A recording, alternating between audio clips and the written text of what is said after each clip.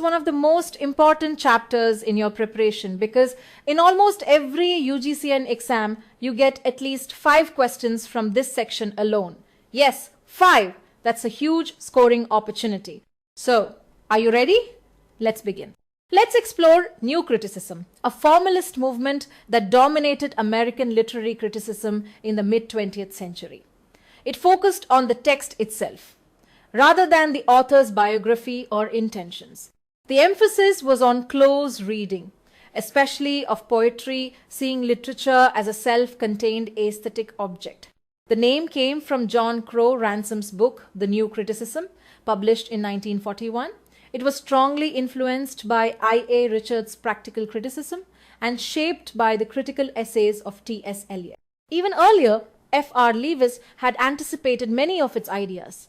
New critics made a clear distinction between literary and scientific language, focusing on ambiguity, irony, and paradox. They rejected historical or autobiographical context, instead promoting close reading or what they call explication as the main critical method. Social, political, and historical context was set aside.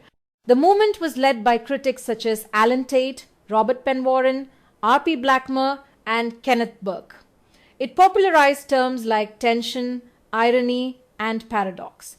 Richards's practical criticism offered what was considered an empirical and scientific approach to literary judgment, earning him the title Father of New Criticism. He was among the first to study literary interpretation as a science. T.S. Eliot advanced the theory of impersonality in his famous essay Tradition and the Individual Talent. In Hamlet and His Problems, he coined the term objective correlative. His evaluative judgments included criticism of Milton and Dryden and praise for the metaphysical poets. Eliot's insistence that poetry must be impersonal deeply influenced the new critical canon. Let's trace the foundations of New Criticism, beginning with the Cambridge critics in Britain.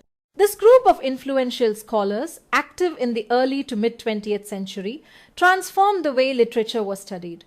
Among them, I.A. Richards, F.R. Leavis, and William Empson led the way. Richards, through Principles of Literary Criticism in 1924 and Practical Criticism in 1929, introduced a quasi-scientific method of reading, focusing on the words on the page rather than the author's biography or historical background.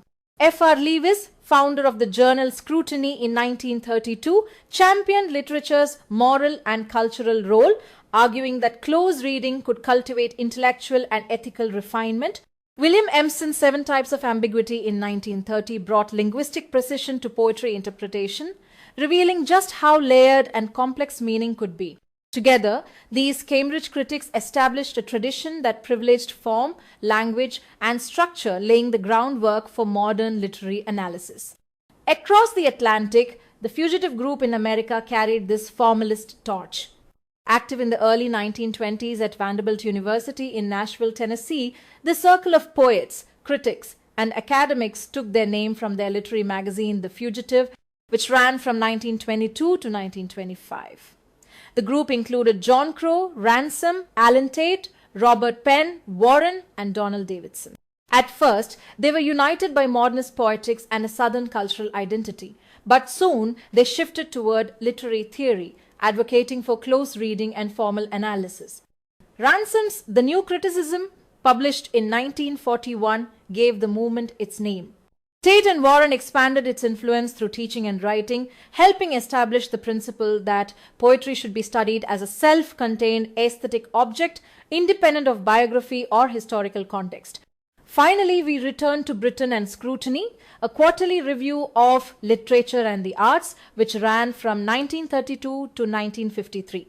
Founded by F.R. Leavis and L.C. Knights, the journal became a key platform for promoting rigorous moral and aesthetic standards in literary criticism. Scrutiny featured essays, reviews, and debates not only on literature but also on culture, education, and society. It championed writers such as Jane Austen, George Eliot, and D.H. Lawrence, while offering sharp re-evaluations of canonical figures. The journal insisted on moral seriousness in literature and resisted purely impressionistic or biographical approaches. Even after its closure, Scrutiny's intellectual influence remained strong, shaping the direction of literary studies well into the later 20th century.